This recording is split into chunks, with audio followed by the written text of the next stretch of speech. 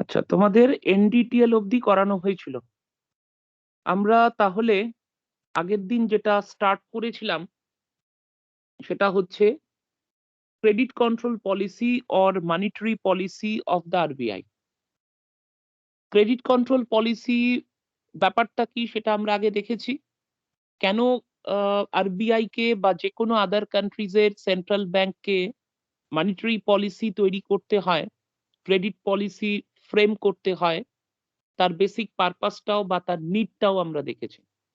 আজকে আমরা যেখান থেকে শুরু করব সেটা হচ্ছে how RBI controls credit or how RBI controls the money supply. আগের দিন বলেছিলাম যে আরবিআই ক্রেডিট কন্ট্রোল করার জন্য বা মানি সাপ্লাইকে কন্ট্রোল করার জন্য দুটো মেথড ফলো করে। একটা হচ্ছে কোয়ান্টিটেটিভ মেথড, আর একটা হচ্ছে কোয়ালিটেটিভ মেথড। আমরা আজকে যেখান থেকে শুরু করব সেটা হচ্ছে কোয়ান্টিটেটিভ মেথড। এই কোয়ান্টিটেটিভ মেথডের আন্ডারে সেভারাল ইনস্ট্রুমেন্টস আর দেয়ার।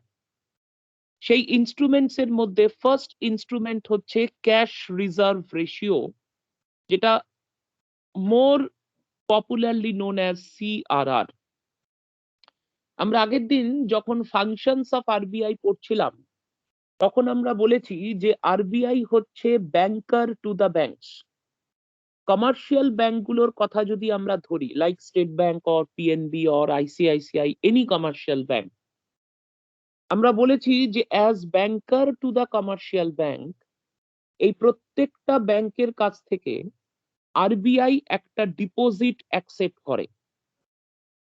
এই যে ডিপোজিটটা তারা অ্যাকসেপ্ট করে, এই ডিপোজিট অ্যাকসেপ্ট করার ক্ষেত্রে যে বিষয়টা মনে রাখার সেটা হচ্ছে as we deposit our money in commercial bank, ঠিক সেরম ভাবে bank also deposit their money with the RBI.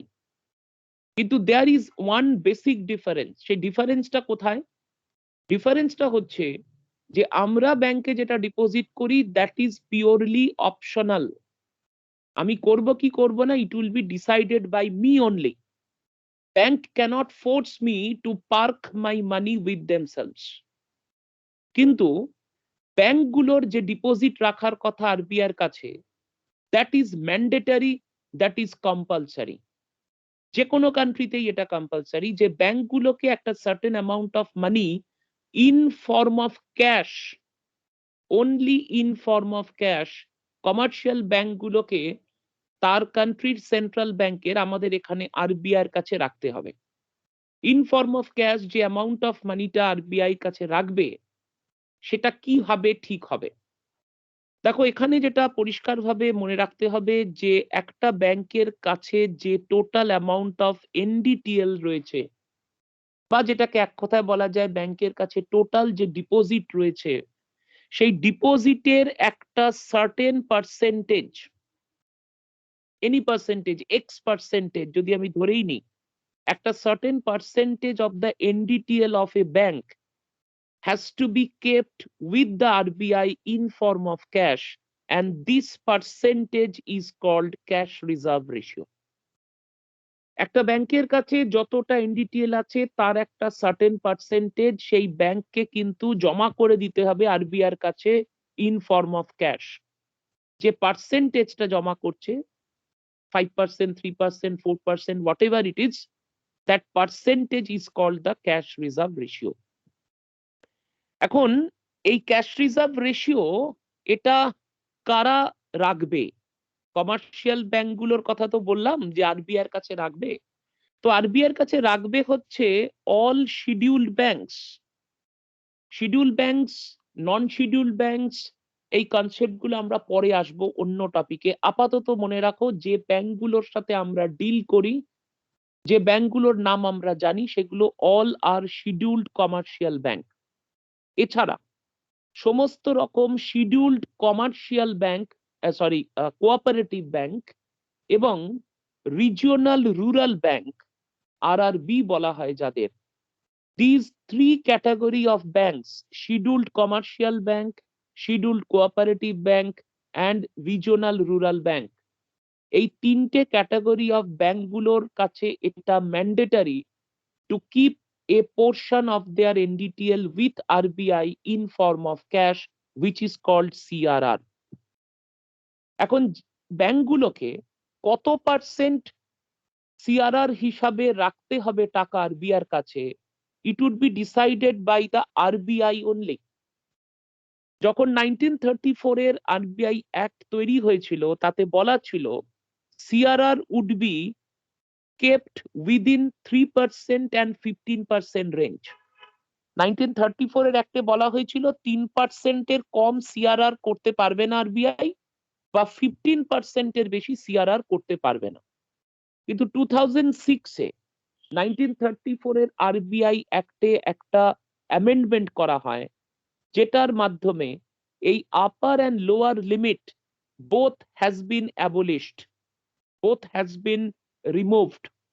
That means এখন আফটার দিস 2006 অ্যামেন্ডমেন্ট আরবিআই চাইলে সিআরআর কে 3% এর নিচে নামিয়ে দিতে পারে বা 15% এর উপরেও নিয়ে যেতে পারে। There is no limitation right নাও।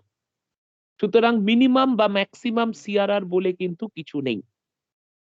যেহেতু প্রথমেই বললাম যে আমরা যেরকম ব্যাংকের কাছে টাকা ডিপোজিট করি, তেমনি কমার্শিয়াল ব্যাংকগুলো টাকা ডিপোজিট করছি in form of CRR with the RBI.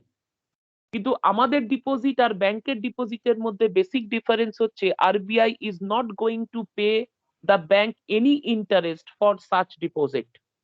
আমরা ব্যাংকে টাকা রাখলে ব্যাংক আমাদের ইন্টারেস্ট দেবে, কিন্তু ব্যাংকগুলো যে টাকা আরবিআই এর কাছে রাখছে তার এগেনস্টে RBI will never pay them interest. প্রথম কথা হচ্ছে যে বেসিক একটা কোয়েশ্চেন এখানে অ্যারাইজ করছে যে why the banks have to keep such compulsory deposit. Only দুটো তার আনসার। ফার্স্ট আনসার হচ্ছে যে এটাকে মনে রাখবে এভাবে যে for the interest, for the benefit of the account holders of a bank, আমাদের মতন যারা বিভিন্ন ব্যাংকের অ্যাকাউন্ট হোল্ডার, সেই অ্যাকাউন্ট হোল্ডার বা ডিপোজিটারের টাকাটাকে সিকিওর করার জন্য এই সিআরআর অ্যামাউন্টটাকে ম্যান্ডেটরি করা হয়েছে আরবিআই এর কাছে জমা রাখার জন্য। In case of failure of bank, যে ক্ষেত্রে ব্যাংক নিজেই ফেল করে যায়, ব্যাংক নিজেই ইনসলভেন্ট হয়ে যায়, ব্যাংক নিজেই ব্যাংকরাপ্ট হয়ে যায়, সেই পরিস্থিতিতে ডিপোজিটারের টাকাটা যাতে ফেরত দেওয়া সম্ভব হয় তার জন্য a kind of backup security এই সিআরআরটা রাখতে হয় ব্যাংকগুলোকে আরবিআই এর কাছে। This is the first answer to the question that why CRR has to be maintained.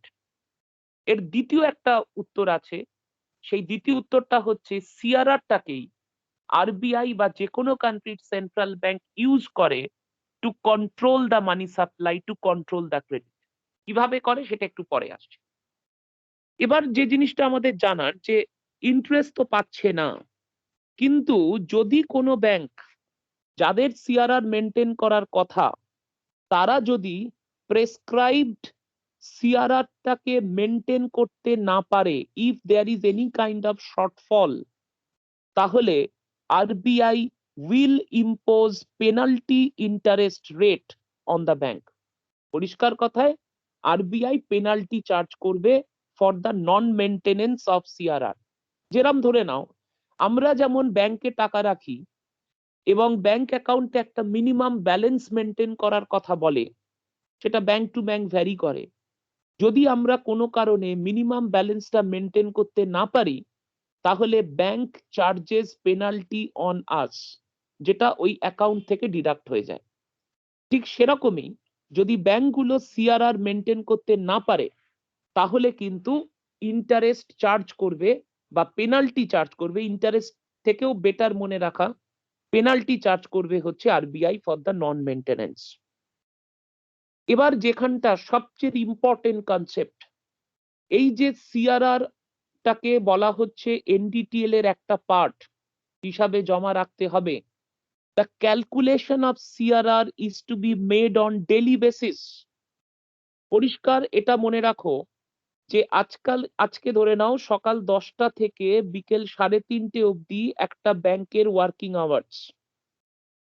একটা ব্যাংক যখন 3:30 সময় তার ওয়ার্কিং আওয়ার কমপ্লিট হয়ে যাচ্ছে at 3:30 PM or at the closure of the bank for the day, say calculate করে দেখবে যে তার হাতে কতটা এনডিটিএল থাকলো।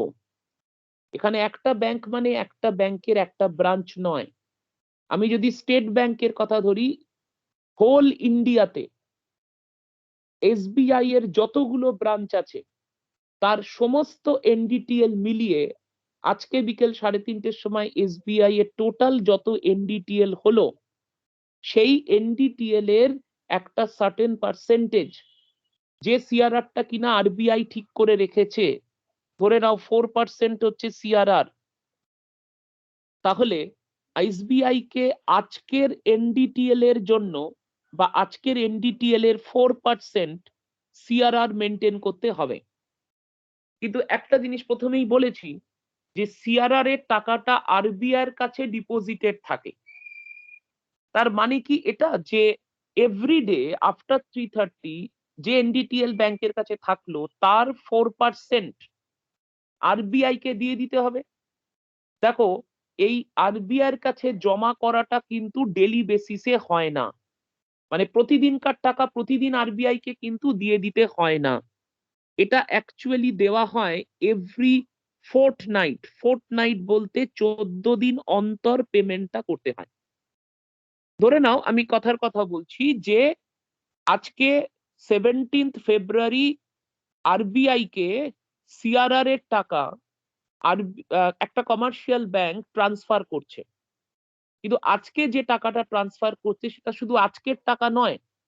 ধরে নাও 4 ফেব্রুয়ারি থেকে 17 ফেব্রুয়ারি 14 দিন হয়।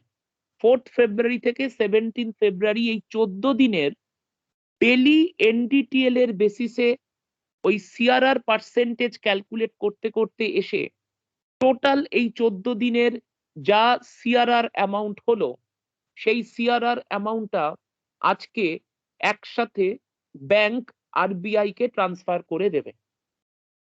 কালকে থেকে আবার একটা ফোর্টনাইট শুরু হচ্ছে, অর্থাৎ 18 ফেব্রুয়ারি থেকে ধরে নাও আমার মার্চের 1 তারিখ বা 2 তারিখ যেদিন গিয়ে ফোর্টনাইটটা এন্ড হচ্ছে বা 3 তারিখে গিয়ে এন্ড হচ্ছে, সেদিন গিয়ে এই 14 দিনের ডেলি বেসিসে যা সিআরআর সে মেনটেন করতে করতে এসেছে total amount would be paid to the RBI.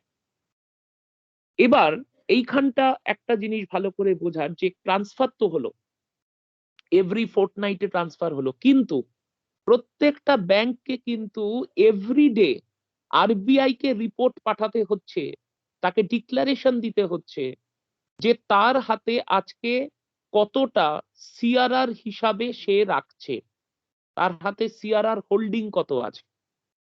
এখন এখানে একটা রিল্যাক্সেশন ব্যাংকগুলোকে দেওয়া হয়েছে আজকের নিয়ম অনুযায়ী। আজকের মানে এই মুহূর্তে যে নিয়ম চালু রয়েছে তাতে বলা হচ্ছে একটা ব্যাংকের কাছে যতটা অ্যাকচুয়ালি সিআরআর প্রতিদিন থাকার কথা, সেটা যদি কোনো ব্যাংকের কাছে নাও থাকে, ব্যাংক যদি পুরোটা মেনটেন নাও করে, কিন্তু তার যদি 80% অব্দি তার হাতে থাকে, তাহলে কোনো রকম প্রবলেম কিন্তু নেই। মানে কি? মানে হচ্ছে, মনে করো আমি একদম স্পেসিফিক এক্সাম্পল দিয়ে বলছি যে সিআরআর রেট আছে মনে করো 4%। আজকে কোনো একটা ব্যাংকের এনডিটিএল আছে 100 টাকা, তাহলে আজকের এনডিটিএল অনুযায়ী তার কাছে সিআরআর হিসাবে তাকে আলাদাভাবে রাখতে হবে কত? 4 টাকা।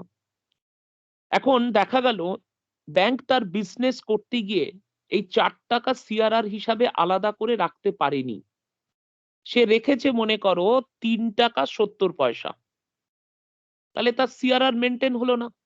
আমরা তো বলেছি সিআরআর মেনটেন না হলে পেনাল্টি চার্জ করবে আরবিআই, কিন্তু এখানে একটা রিল্যাক্সেশন আছে যে 80% অব্দি রাখলেও চলবে। তো দেখো, 4-এর 80% ধরলে 3 টাকা 20 পয়সা। 4 টাকা মেনটেন না করলেও সে যদি 3 টাকা 20 পয়সা পর্যন্ত সিআরআর আজকের জন্য হোল্ড করে, তাহলে তার উপর কোনো পেনাল্টি চার্জ আরবিআই করবে না। কিন্তু মনে করো সে আজকে সিআরআর হিসাবে রাখছে বা রাখতে পারছে 3 টাকা, তাহলে ইট ইজ গোয়িং বিলো 80%। সেক্ষেত্রে কিন্তু আরবিআই আজকের দিনের জন্য ব্যাংককে পেনাল্টি চার্জ করবে। কি পার্সেন্টেজে চার্জ করবে? 3% রেটে চার্জ করবে। কার 3%?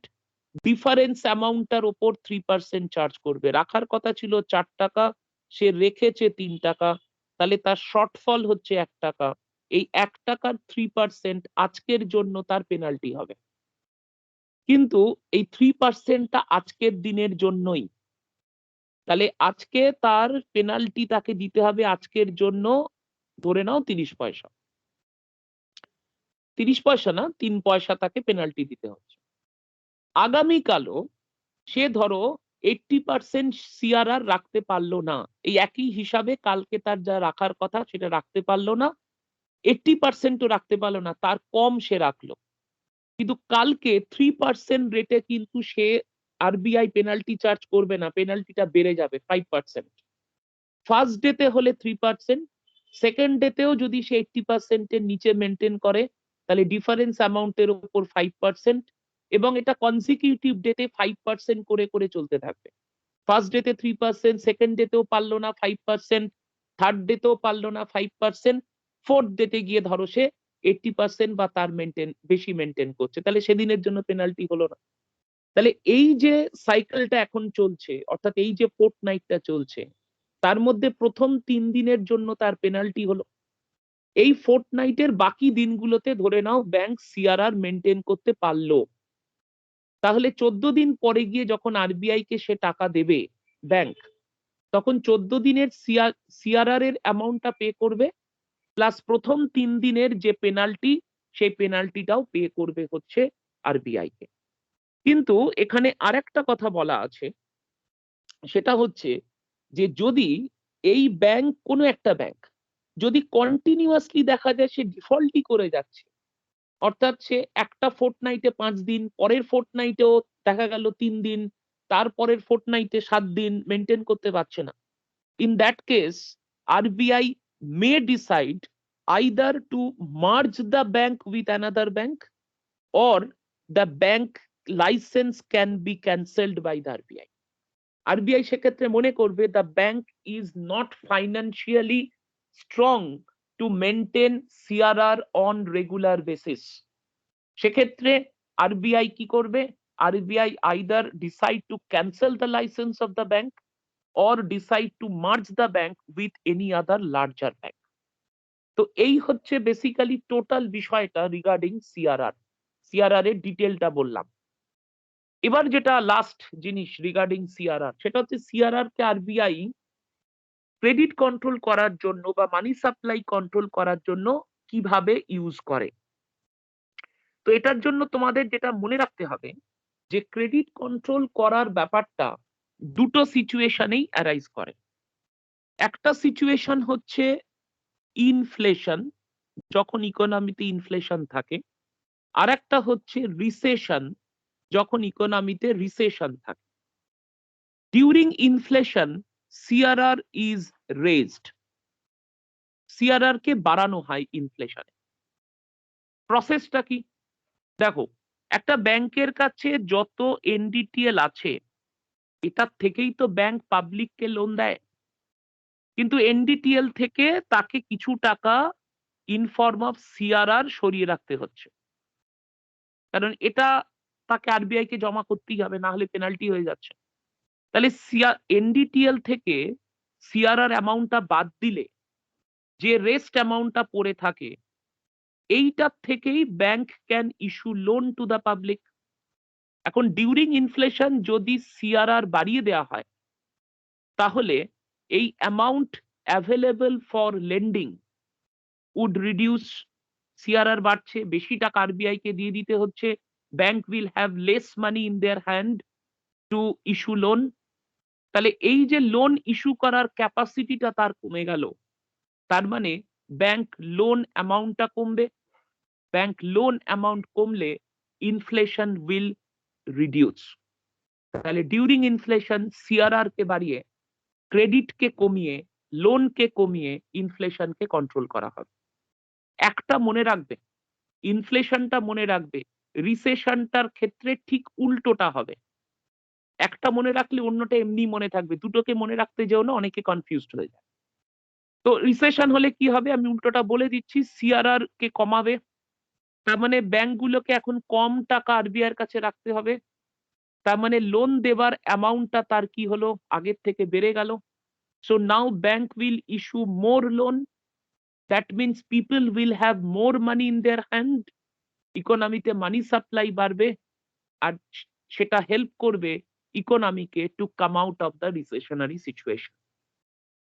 তাহলে সিআরআরটাকে এই জন্যই ম্যান্ডেটারি করা হয়েছে, so that using the CRR RBI can take measures during inflation or recession. CRR তোমাদের কমপ্লিট। সিআরআর নিয়ে তোমাদের কোনো ডাউট থাকলে বলো, আদারওয়াইজ নেক্সট ইনস্ট্রুমেন্টটাই যাবো। স্যার বলছি ইন কেস যদি মানে রিজার্ভ রাখার ক্ষেত্রে মানে এটা কি হয় যদি বাড়ে তাহলে আরবিআই এর কাছে রাখতে হয় ওই মানে ওই পার্সেন্টেজ 30% যেটা আরবিআই ফিক্স করবে। কিন্তু যদি এরকম কেস হয় যদি কমে যায় ব্যাংকের কাছে তাহলে কি সেই ক্ষেত্রে কি হয়? মানে কোনটা কমে যাওয়ার কথা বলছো? মানে ব্যাংকের রিজার্ভ হয়তো মানে যে ব্যাংকের কাছে যে ক্যাশ থাকে সেটা যদি কমে যায় যার ফলে হয়তো রিজার্ভ যে পার্সেন্টেজটা রাখার কথা সেটা যদি মানে কমে যায় আল্টিমেটলি সেই ক্ষেত্রে কি হবে?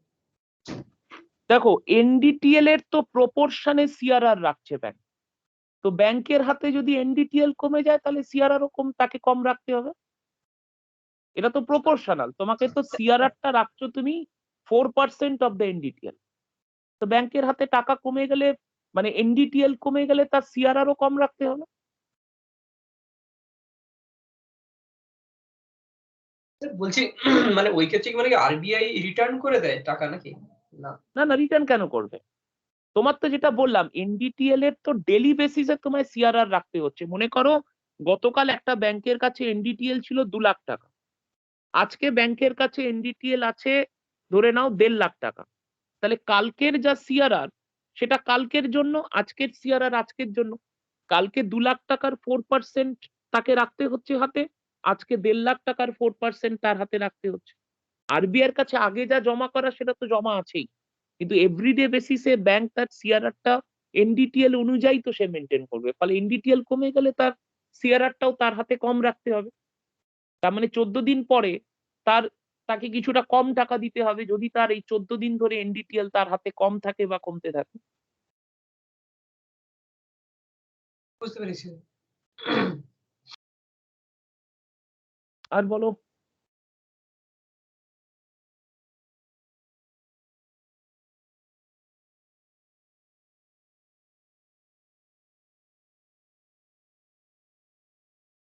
আচ্ছা, আর কারোর কোয়ারি নেই? বেশ, আমরা তাহলে সিআরআরটা কমপ্লিট করে এবার আমরা চলে যাচ্ছি পরের ইনস্ট্রুমেন্টটাতে। ভেরি মাচ লাইক সিআরআর, কিন্তু কিছু ডিফারেন্স আছে। যেমন প্রথম হচ্ছে স্ট্যাটিউটারি লিকুইডিটি রেশিও, সেকেন্ডের টার্ম। আমরা এটাকে ইন শর্ট বলি হচ্ছে এসএলআর, স্ট্যাটিউটারি লিকুইডিটি রিকোয়ারমেন্টস, বা বলা হয় স্ট্যাটিউটারি লিকুইডিটি রেশিও। এখন দেখো এইটাকে কি বলা হচ্ছে, এটাও বলছে যে একটা ব্যাংককে তার এনডিটিএল এর একটা সার্টেন পার্সেন্টেজ মেনটেন করতে হবে উইথ ইটসেলফ। সিআরআরটা ছিল এনডিটিএল এর একটা সার্টেন পার্সেন্টেজ ব্যাংকগুলোকে জমা রাখতে হচ্ছে আরবিআই এর কাছে, মেনটেন করতে হচ্ছে আরবিআই এর কাছে ইন ফর্ম অফ ক্যাশ। আর এসএলআর হচ্ছে ব্যাংকগুলোকে তার এনডিটিএল এর একটা সার্টেন পার্সেন্টেজ নিজের কাছে মেনটেন করতে হবে। অর্থাৎ পরিষ্কারভাবে বলতে গেলে আরবিআই কে দিয়ে দিতে হচ্ছে না, কিন্তু নিজের কাছেই থাকছে এবং তাকে সেটা আলাদাভাবে সরিয়ে রাখতে হচ্ছে। এই আলাদাভাবে নিজের কাছে ব্যাংকগুলো এনডিটিএল এর যে পার্সেন্টেজটা মেনটেন করবে, that is called statutory liquidity ratio বা রিকোয়ারমেন্ট। কিন্তু এই যে আলাদাভাবে সরিয়ে রাখার কথা বলছে, সেটা কি কি ফর্মে রাখা যাবে? অর্থাৎ এসএলআর হিসাবে, for the maintenance of SLR কি কি জিনিস ব্যাংক রাখতে পারে। আরো একটু সহজ করে বলতে গেলে কি ফর্মে এসএলআর মেনটেন করতে পারে? কিছুটা ক্যাশ ফর্মে, এগুলো কম্বাইন করে, পুরোটা একটা ফর্মে নয়, ক্যাশ ফর্মে রাখতে পারে, গোল্ড ফর্মে রাখতে পারে, বিভিন্ন ব্যাংকগুলো যে ইনস্ট্রুমেন্ট বিভিন্ন ব্যাংক যে ইনভেস্টমেন্ট করে on different government securities, government bond, সেই বন্ড ফর্মে রাখতে পারে। ডেটেড সিকিউরিটিজ, এগুলো পরে পড়বে, লং টার্ম সিকিউরিটিজ, সেগুলো ফর্মে রাখতে পারে। ট্রেজারি বিল, এগুলো এখন কিচ্ছু এগুলো আলোচনায় যাব না, জাস্ট মেনশন, এগুলো আপাতত জাস্ট নামগুলো মনে রাখতে হবে। এগুলো সব ফাইন্যান্সিয়াল সিস্টেম যখন পড়বো তখন এগুলো জানবে। ট্রেজারি বিল ফর্মে রাখতে পারে এবং বিভিন্ন মার্কেট বরোইং প্রোগ্রামের আন্ডারে বা মার্কেট স্টেবিলাইজেশন স্কিমের আন্ডারে গভর্নমেন্ট অফ ইন্ডিয়া যে সমস্ত বন্ড বা সিকিউরিটিজ ইস্যু করে সেই ফর্মে রাখতে পারে। এগুলো প্রত্যেকটাই কিন্তু খেয়াল রাখবে, এইটা বলো, এটা বলো, এটা বলো বা এটা বলো, এগুলো প্রত্যেকটাই হচ্ছে basically bond but of different types. এগুলো সব আমরা পরে পড়ব। নেক্সট হচ্ছে যে আর ব্যাংক এসএলআর মেনটেনেন্সের জন্য বিভিন্ন স্টেট গভর্নমেন্টের ইস্যু করা এক ধরনের সিকিউরিটিজ যার নাম হচ্ছে স্টেট ডেভেলপমেন্ট লোন। এই যে এখানে ট্রেজারি বিল পড়লে, এটা ইস্যু করে গভর্নমেন্ট অফ ইন্ডিয়া। ট্রেজারি বিলের মতনই সেম জিনিস, নামটা আলাদা, স্টেট ডেভেলপমেন্ট লোন। এটাও একটা বন্ড বা সিকিউরিটিজ যেটা ইস্যু করে হচ্ছে স্টেট গভর্নমেন্ট। তো সেই সিকিউরিটিজে যদি ব্যাংক ইনভেস্ট করে তাহলে সেই ফর্মেও তারা রাখতে পারে। এছাড়াও আরো অনেক কিছু আছে যেগুলো আরবিআই স্পেসিফাই করে দেয়, এত তোমাদের মনে রাখার দরকার নেই। যেগুলো মেনশন করলাম এগুলো ম্যাক্স মনে রাখলেই যথেষ্ট। তো আদার ইনস্ট্রুমেন্ট যেটা time to time RBI mention করবে সেই ফর্মে ব্যাংককে নিজের কাছে এসএলআর আলাদাভাবে সরিয়ে রাখতে হবে। এবার হচ্ছে কি কি ফর্মে রাখবে সেটা তো বোঝা গেল, কিন্তু কারা রাখবে? রাখবে বলছে scheduled commercial bank, local area bank, নামগুলো প্রত্যেকটা মনে রাখতে হবে, primary urban cooperative bank, state cooperative bank, central cooperative bank. এই ধরনের সমস্ত ফাইন্যান্সিয়াল ইনস্টিটিউশন গুলোকে এসএলআর অব্লিগেশন মেনটেন করতে হয়। এবং এখানেও একই কথা বলবো যে সিআরআর এর মতন এসএলআর এর হিসাবটাও কিন্তু ডেলি বেসিসে হবে। প্রত্যেক দিনের স্টেটমেন্ট আরবিআই কে পাঠাতে হবে যে what is its NDTL, how much SLR it is maintaining and in what form. এবং সেই প্রত্যেকটা যে ফর্মে রাখছে তার কিন্তু ইন্ডিভিজুয়াল পার্সেন্টেজ বা হিসাবটাও পাঠাতে হবে আরবিআই এর কাছে।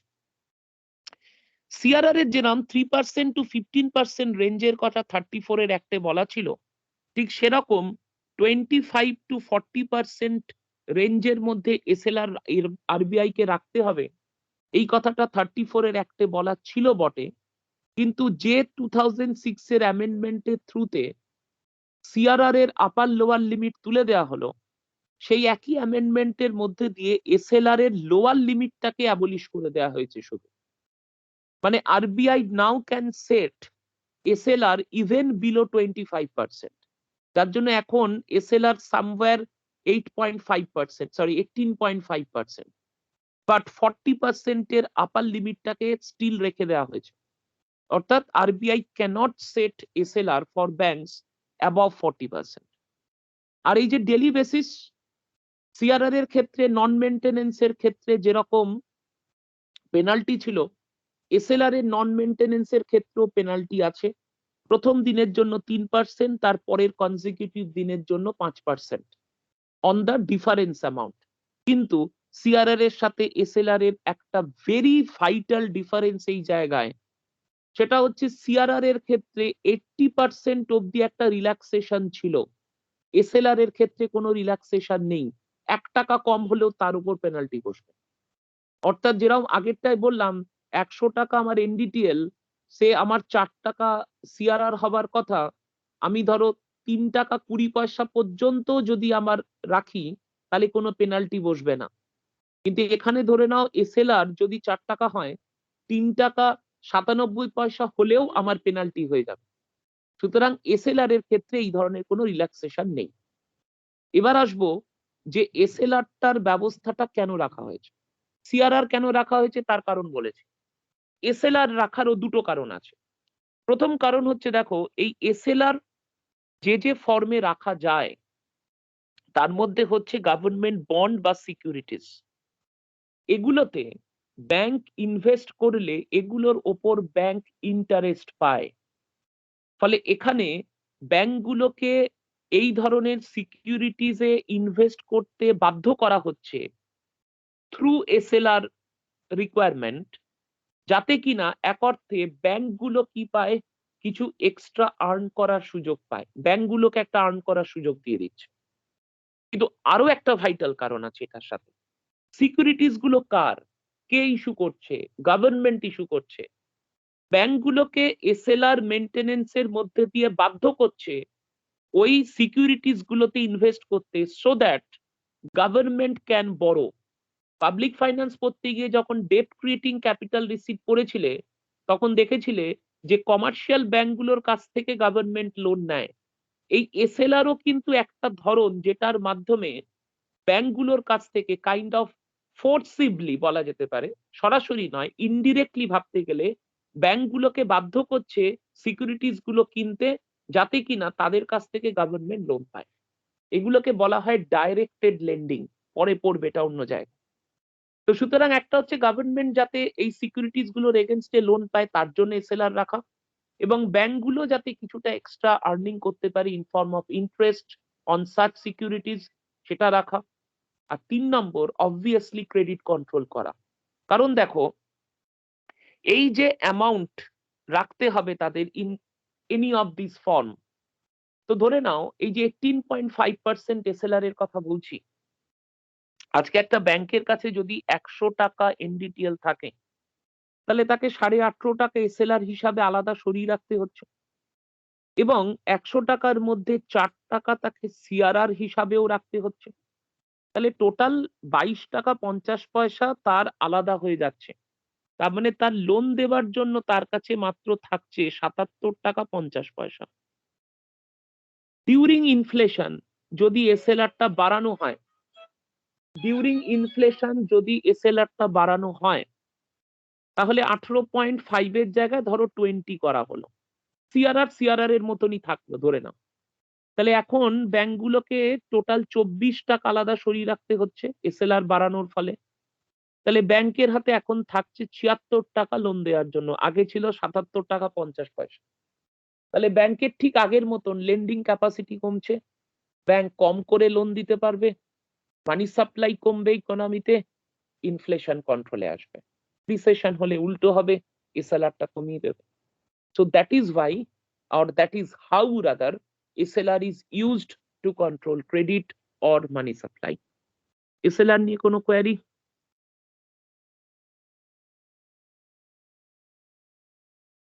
এসএলআর আর সিআরআর এর মধ্যে আরেকটাও ডিফারেন্স কি এটা বলা যেতে পারে যে এসএলআর আমরা যখন রাখি তখন একটা ফর্ম এটা গোল্ড হয়, কিন্তু সিআরআর এর ক্ষেত্রে এটা হয় না। দেখো, সিআরআর তো শুধুই ক্যাশ, পরিষ্কার তো বলেই হ্যাঁ, দেওয়া হয়েছে সেটাই নাম্বার মধ্যে। অর্থাৎ যেটা তুমি বলতে চাইছো সেটা হচ্ছে সিআরআর হচ্ছে ক্যাশ ফর্মে, আর এসএলআর হচ্ছে ক্যাশ অ্যাজ ওয়েল অ্যাজ নন ক্যাশ ফর্মে।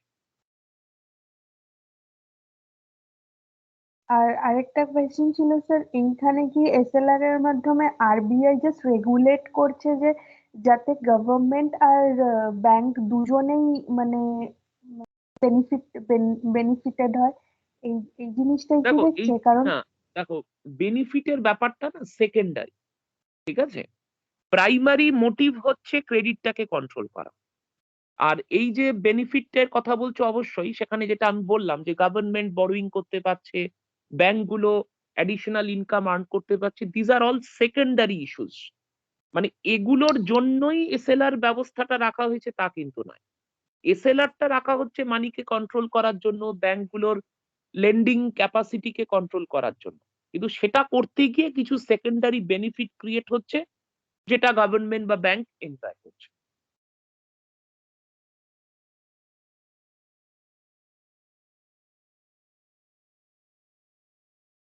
আচ্ছা, তাহলে এসএলআর কারোর কোয়ারি নেই? বেশ, আমরা চলে যাচ্ছি পরেরটাতে। Next is what? Bank rate. আমরা বলেছিলাম যে সেন্ট্রাল ব্যাংক বা আমাদের ক্ষেত্রে আরবিআই, তাকে আমরা বলছি lender of the last resort. এটা বলেছিলাম যে কমার্শিয়াল ব্যাংকগুলো যখনই তাদের বরোইং করার দরকার পড়ে, in the first instance they go to the other banks to borrow. যখন তারা আদার ব্যাংকের কাছ থেকে কোনো লোন পায় না বা তাদের যতটা দরকার ততটা লোন তারা পায় না, then at last what they do, they go to the RBI and they can get loan from the RBI.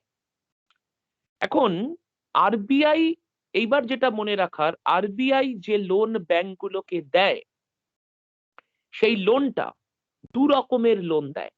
One is called short term loan and other is called long term loan. Short term loan কোনগুলো? মনে রাখবে, এটা একটা standard concept.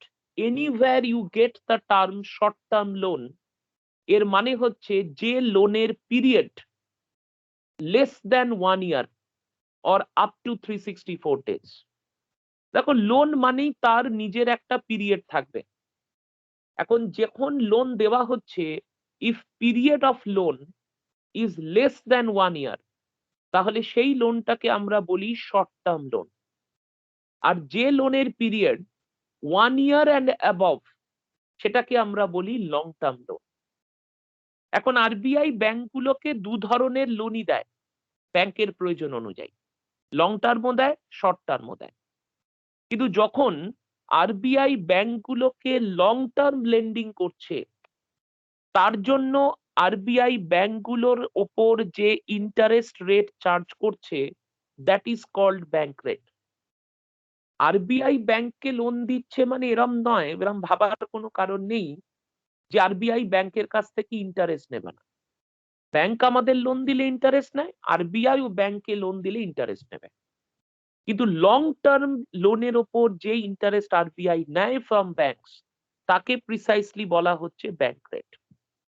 এটা মনে রাখবে, bank রেটের এগেনস্টে বা লং টার্ম লেন্ডিং বরোইং করার জন্য banks do not need to keep any security with the RBI, or there is no need to keep any collateral with the RBI. আমরা যখন ব্যাংকে লোন নিতে যাই, আমাদেরকে কিছু সিকিউরিটি বা কোল্যাটারাল রাখতে হয়। কিন্তু লং টার্ম লেন্ডিং এর ক্ষেত্রে ব্যাংকগুলোকে কিন্তু আরবিআই এর কাছে কোনো রকম সিকিউরিটিজ রাখতে হয় না।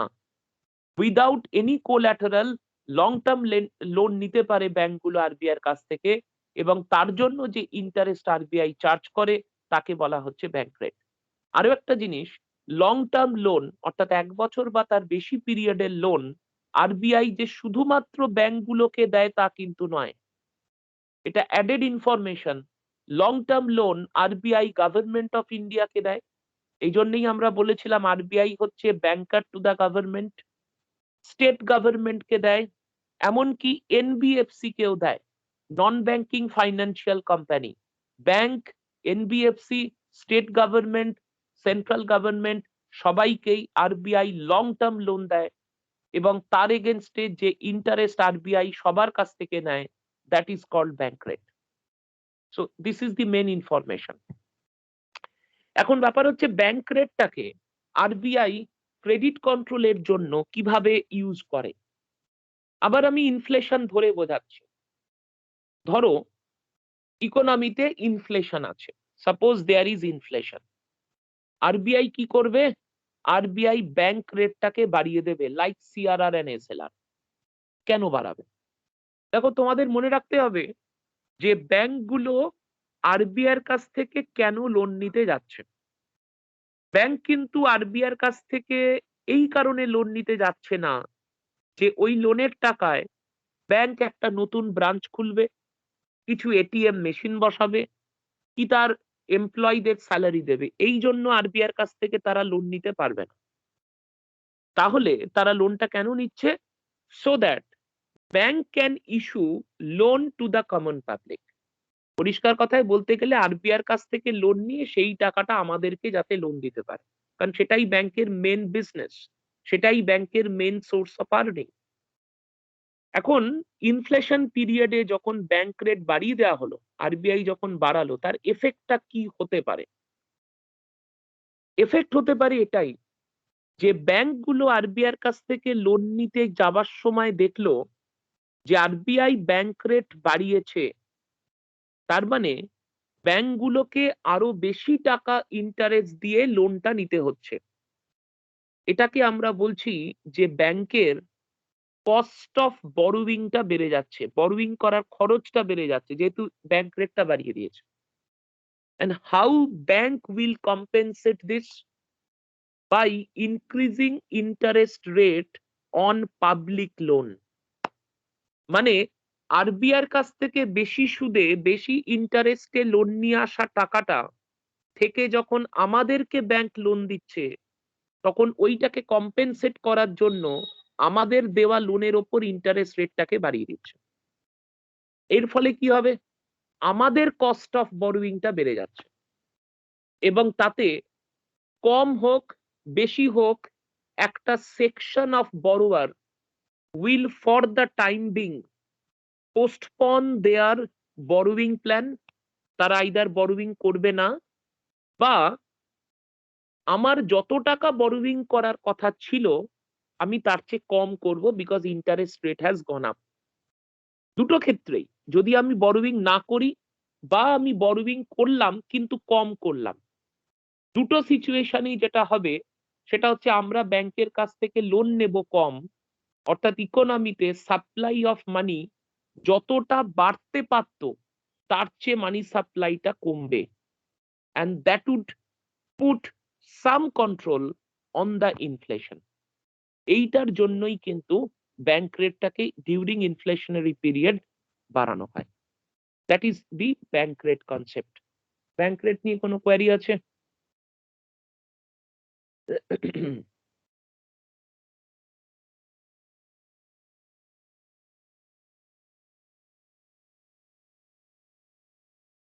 আচ্ছা, ব্যাংক রেট নিয়ে কোনো কোয়ারি নেই। বেশ, একটা মিনিট একটু অপেক্ষা করো।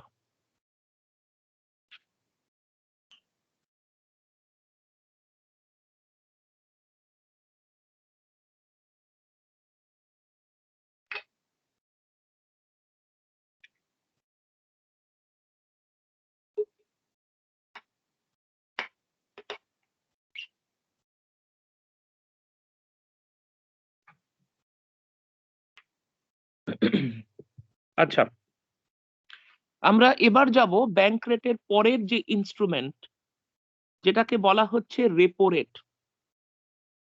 ব্যাংক রেট আর রেপো রেট খুব কাছাকাছি জিনিস। যেটা হচ্ছে যে ব্যাংক রেট হলো interest rate on long term loan, আর রেপো রেট হচ্ছে interest rate on short term loan. এবং এখানে আরেকটা জিনিস মনে রাখার, যেরকম বললাম লং টার্ম লোনটা আরবিআই অনেককেই দিচ্ছে, central government, state government, bank, NBFC সবাইকেই দিচ্ছে। কিন্তু এই শর্ট টার্ম লোনটা আরবিআই শুধুমাত্র দেয় কমার্শিয়াল ব্যাংক।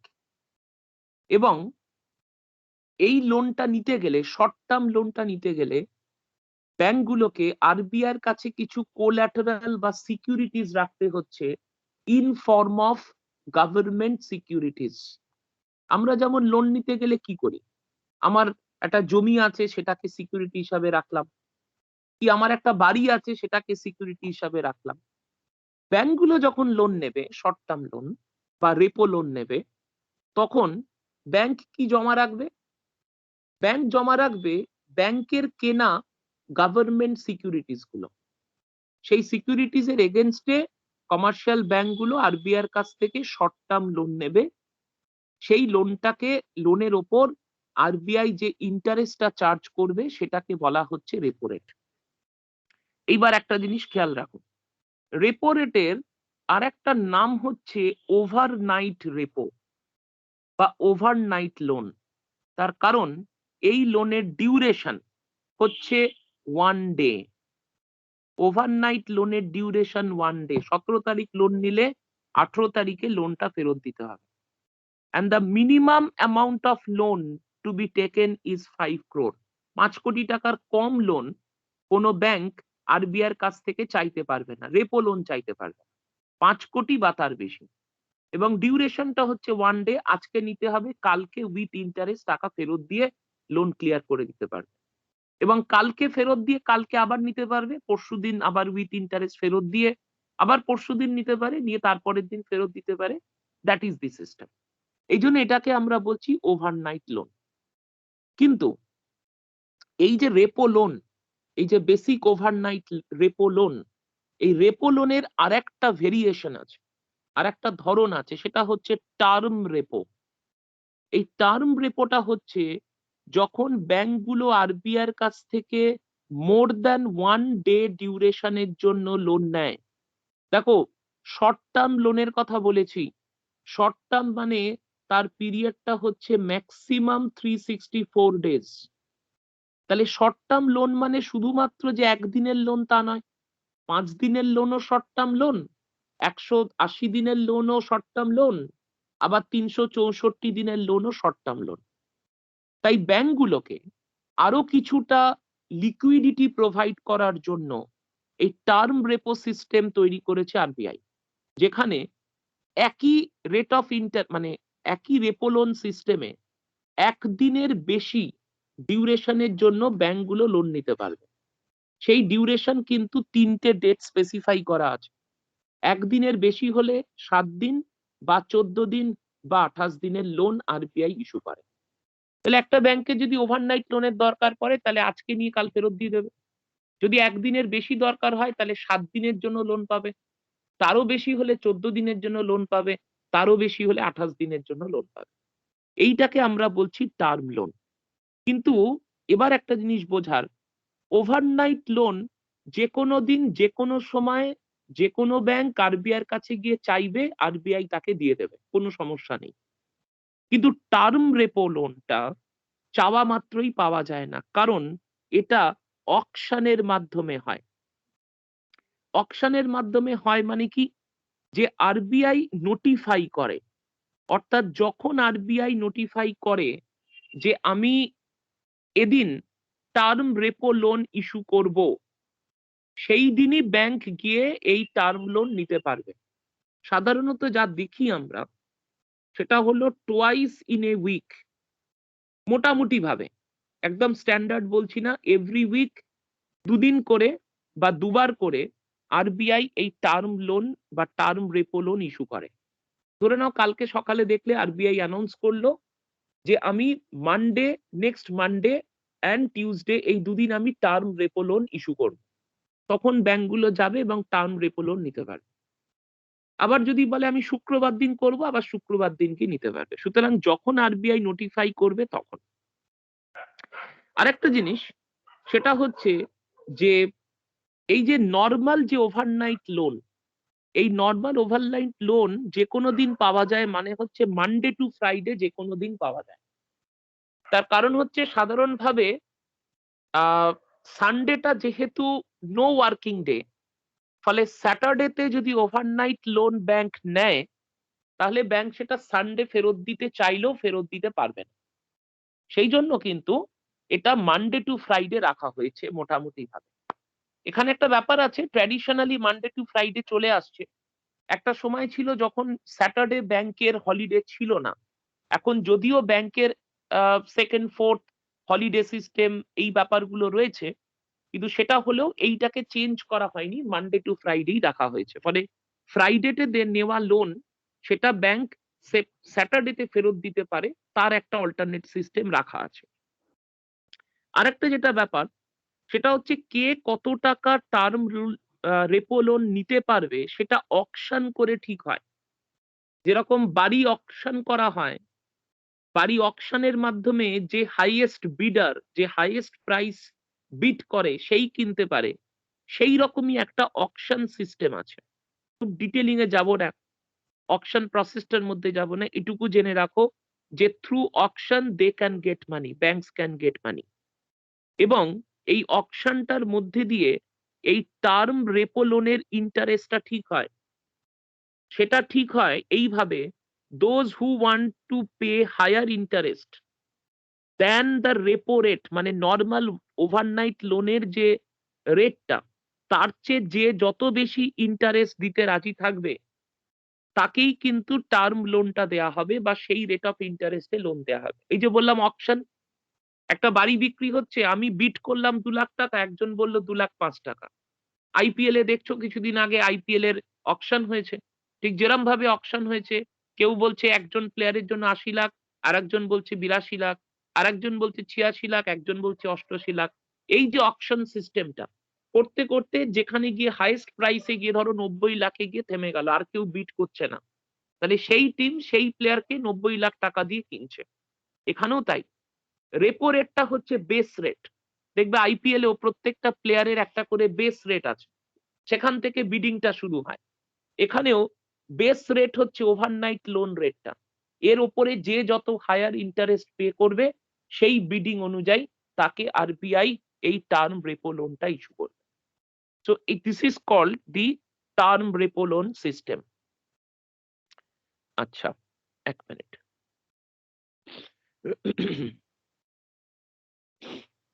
আচ্ছা, টার্ম রেপো লোনের পরে আরেক ধরনের টার্ম রেপো লোন রয়েছে, মানে আরেক ধরনের রেপো লোন রয়েছে, which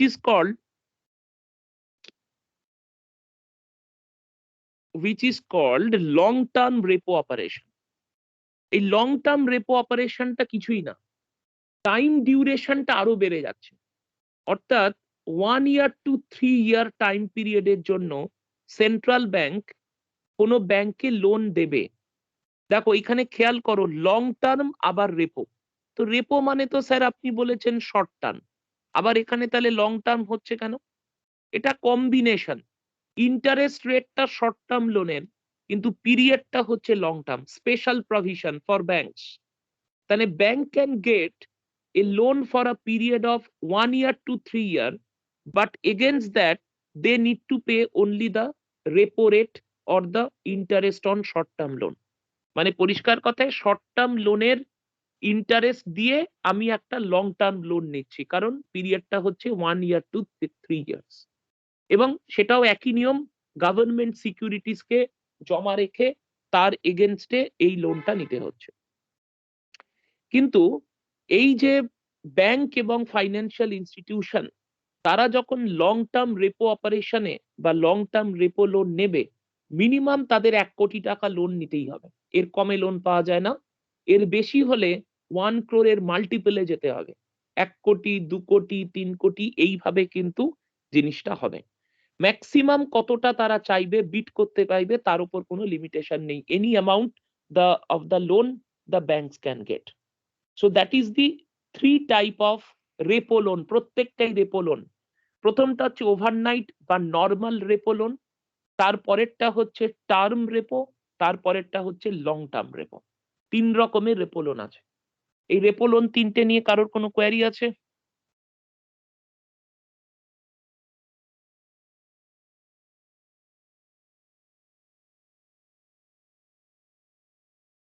আচ্ছা, এখানে দেখবে নোটটার মধ্যে রেপো আর ব্যাংক রেট, রেপো রেট আর ব্যাংক রেটের মধ্যে কি কি ডিফারেন্স আছে সেটা বলে দিয়েছি। তোমাদের দুটো রেট যেভাবে পড়িয়েছি নিজেরাই ডিফারেন্স গুলো আইডেন্টিফাই করতে পারবে, তাই ডিফারেন্সটা আমি আর পড়ালাম না, এটা পড়ে নেবে, যদি কারোর কোনো ডাউট থাকে আমাকে জিজ্ঞাসা করে নেবে। এইবার একটা খুব vital information regarding the repo rate, এই কোয়েশ্চেনটা তোমাদের কাছে আমি রাখছি। সেটা হচ্ছে আমরা এসএলআর পড়তে গিয়ে দেখেছি যে ব্যাংকগুলো গভর্নমেন্ট সিকিউরিটিজ কেনে, কিনতে হয় তাদের, যাতে তারা এসএলআরটা মেনটেন করতে পারে। এখন রেপো লোন নিতে গেলে এবং লং টার্ম রেপো লোন নিতে গেলে ব্যাংকগুলোকে কিন্তু গভর্নমেন্ট সিকিউরিটিজ কোল্যাটারাল হিসাবে জমা রাখতে হচ্ছে তাদেরকে। এখন যদি ব্যাংকগুলো রেপো লোন নিতে গিয়ে সিকিউরিটিজ জমা করে দেয়, তাহলে তো তার এসএলআর মেনটেন হলো না। এবং এসএলআর এর ক্ষেত্রে দেখেছো সিআরআর এর মতন কোনো রিল্যাক্সেশন নেই, যে মুহূর্তে রাখার কথা যতটা তার থেকে কম রাখবে সঙ্গে সঙ্গে তার উপর পেনাল্টি চার্জ হয়ে যাবে। তাহলে ব্যাংকগুলো কিভাবে রেপো লোন নিতে পারবে? তারা তো যে সিকিউরিটিজ কিনছে সেই সিকিউরিটিজটা তো তারা এসএলআর এর কাজে ব্যবহার করবে, তাহলে তারা সেটাকে কি করে ইউটিলাইজ করবে to get the repo loan? কি মনে হয়? স্যার আরবিআইও তো মানে কমার্শিয়াল ব্যাংকের থেকে লোন নিতে পারে মানে গভর্নমেন্ট সিকিউরিটিজ এগেনস্টে। সেটা তো অন্য জিনিস। এখানে তো হচ্ছে রেপো লোন, মানে ব্যাংক তো গিয়ে আরবিআই এর কাছ থেকে লোনটা চাইছে। মনে করো আমি আরবিআই, তুমি ব্যাংক, তা তুমি আমার কাছ থেকে রেপো লোন নেওয়ার সময় তোমার কাছে যে সিকিউরিটিজ আছে যেটা তুমি এসএলআর এর জন্য রেখেছো, তো সেই এসএলআর এর মানে সেই সিকিউরিটিজ তো তুমি আমাকে দিয়ে জমা রেখে লোনটা নেবে। কিন্তু তুমি যদি সিকিউরিটিজ আমার কাছে জমা রেখে লোন নাও, রেপো লোন নাও, তাহলে তো ওদিকে তোমার এসএলআর তুমি মেনটেন করতে পারবে না, তোমার তো পেনাল্টি হয়ে যাবে। তাহলে তুমি কিভাবে জিনিসটাকে ম্যানেজ করবে, সেটাই আমি জিজ্ঞাসা করছি। বলো কার কি মনে হচ্ছে, যা মনে হচ্ছে বলো। বলতে গেলেও মাথাটা কাজ করে, অনেক জিনিস নিজেরাই শিখে নিতে পারবে। স্যার যে গভর্নমেন্ট সিকিউরিটিজ এর এগেনস্টে এসএলআর মেনটেন করছে, তো হুম। স্যার মানে রেপো রেটের ক্ষেত্রে যখন কমার্শিয়াল ব্যাংকগুলো যখন লোন নেয় তখন তো সেই গভর্নমেন্ট মানে সরি স্যার রিভার্স রেপো রেটের ক্ষেত্রে আরবিআই যখন কমার্শিয়াল ব্যাংকের থেকে লোন নেয় তাহলে স্যার সেই গভর্নমেন্ট সিকিউরিটিজ গুলোই তো দিচ্ছে। তাহলে স্যার তাহলে তো স্যার কমার্শিয়াল ব্যাংকগুলো তো সেই গভর্নমেন্ট সিকিউরিটিজ এর এগেনস্টই লোনটা দিচ্ছে। হ্যাঁ, তাহলে স্যার সেই গভর্নমেন্ট সিকিউরিটিজ কে কেন্দ্র করে তো আবার স্যার মানে লোন নিতে পারে রেপো রেটে। তার তাহলে মানে তো তার মানেটা দাঁড়ালো যে আরবিআই সিকিউরিটিসটা রেখেছিল ব্যাংকের কাছে, ব্যাংক এবার সেইটাই আরবিআই এর কাছে জমা করে দিল, খুব ভালো কথা।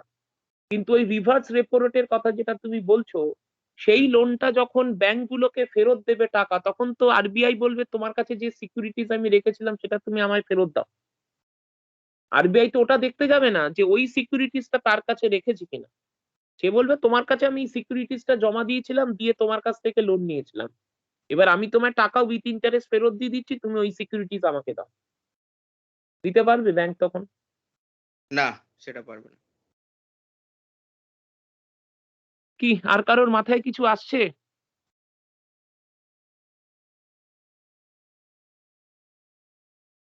আচ্ছা দেখো, খুব ছোট্ট জিনিস, এই জন্যই প্রশ্নটা রাখলাম। ধরে নাও আরবিআই এসএলআর রেট ফিক্স করেছে 18.5%। আমি কি কোথাও তোমাদেরকে বলেছি পড়ানোর সময় যে একটা ব্যাংক তার এনডিটিএল এর 18.5% এর বেশি সিকিউরিটিজ কিনতে পারবে না? কোথাও কি এটা বলা আছে? একটা ব্যাংক তার এসএলআর মেনটেনেন্স করার জন্য তাকে এনডিটিএল এর 18.5% রাখতে হবে। এখন ব্যাংক যদি 20% এসএলআর কিনে রাখে, 20% অ্যামাউন্টের সিকিউরিটিজ কিনে রাখলো, 18.5 সে এসএলআর মেনটেনেন্স এর জন্য রাখলো, আর বাকি 1.5% এর সিকিউরিটিজ সে নিজের অ্যাসেট হিসেবে আলাদা রাখলো। এটা কি ব্যাংক করতে পারে না? এরকম কিছু জানলে তোমরা বলো, হ্যাঁ কি না?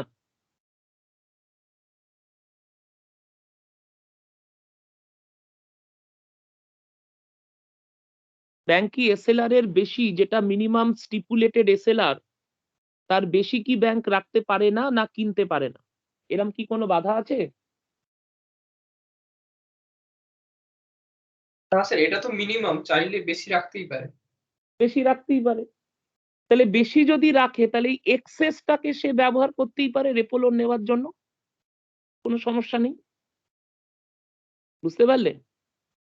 তার মানে একটা ব্যাংক যখন রেপো লোন নিতে যাবে, সে তখনই রেপো লোন নিতে পারবে যদি তার কাছে এমন সিকিউরিটিজ থাকে যেটা কিনা in access of the SLR requirement. সুতরাং তার কাছে অ্যাভেলেবল অ্যাসেট থাকতেই পারে, অ্যাভেলেবল সিকিউরিটিজ থাকতেই পারে, যেটাকে ইউটিলাইজ করে আরবিআই এর কাছ থেকে রেপো লোন নেবে, বা টার্ম রেপো লোন নেবে, বা লং টার্ম রেপো লোন নেবে হচ্ছে কমার্শিয়াল ব্যাংক। কোনো সমস্যা নেই।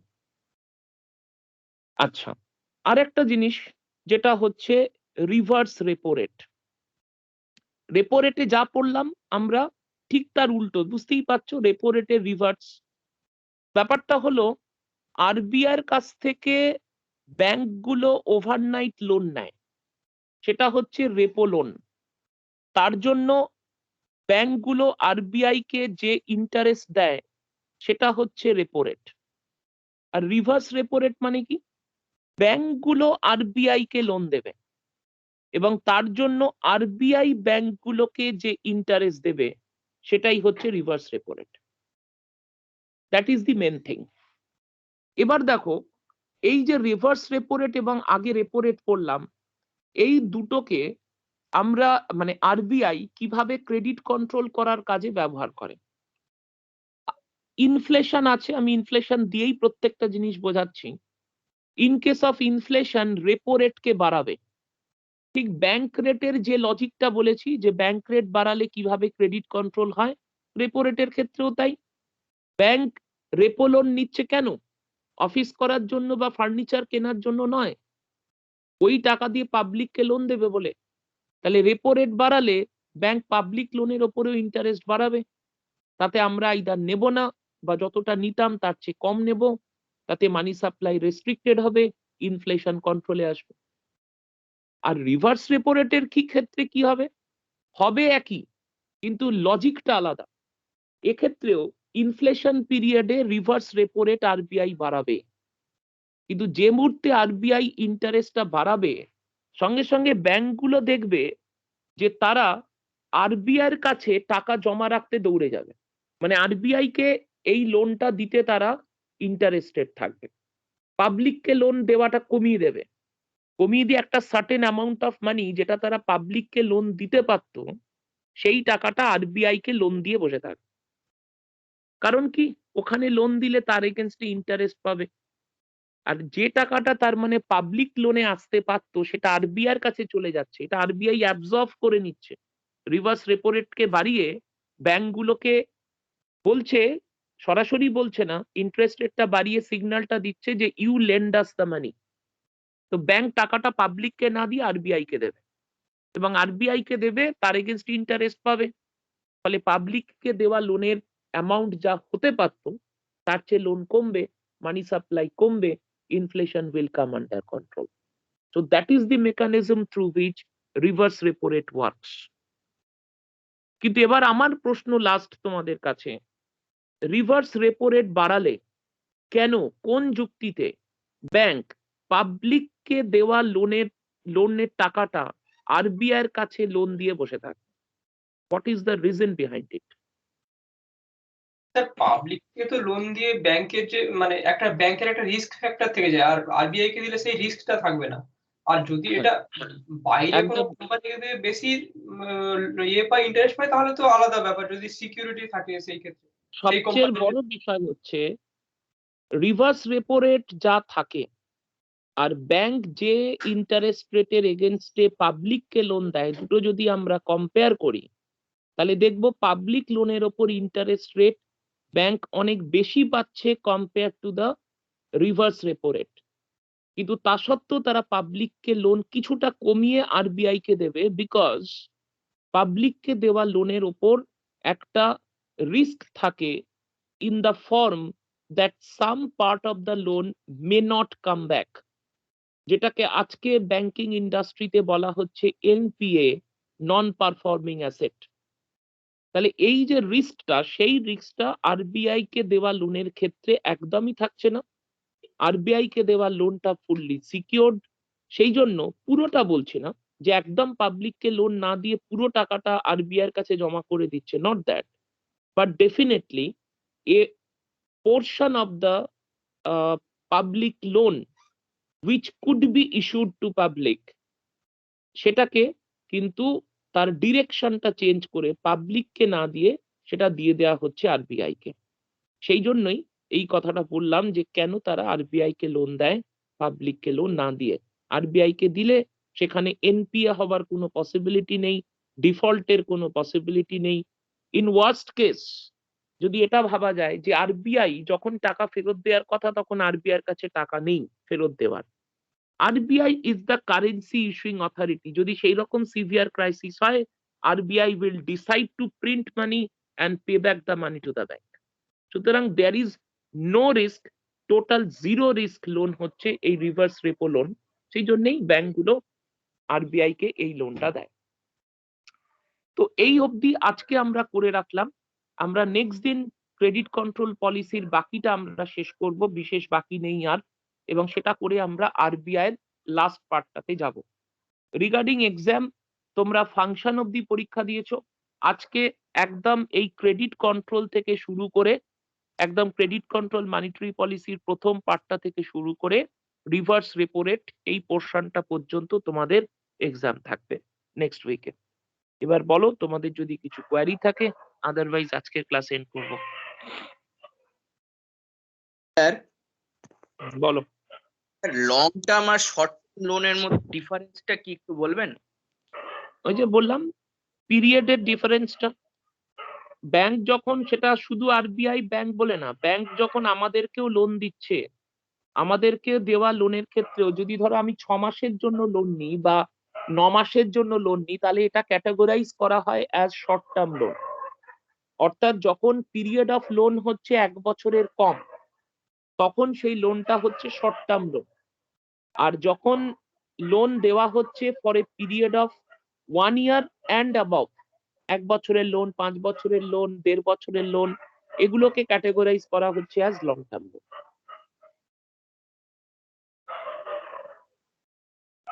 বুঝতে পারলে? Okay sir. আর কারোর কোয়ারি আছে?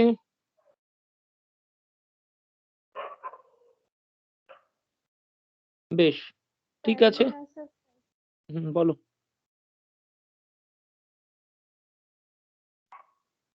বলছো কিছু? স্যার ওই কোয়েশ্চেনের আনসার হ্যাঁ, তোমায় দিয়ে দেবো। আমি সময় করে উঠতে পারছি না, আজকেও তোমায় বললাম হোয়াটসঅ্যাপে। আমি দেখি কালকে একটু দিয়ে দেবো আর কি। আচ্ছা ঠিক আছে, আজকে লিভ করতে পারো।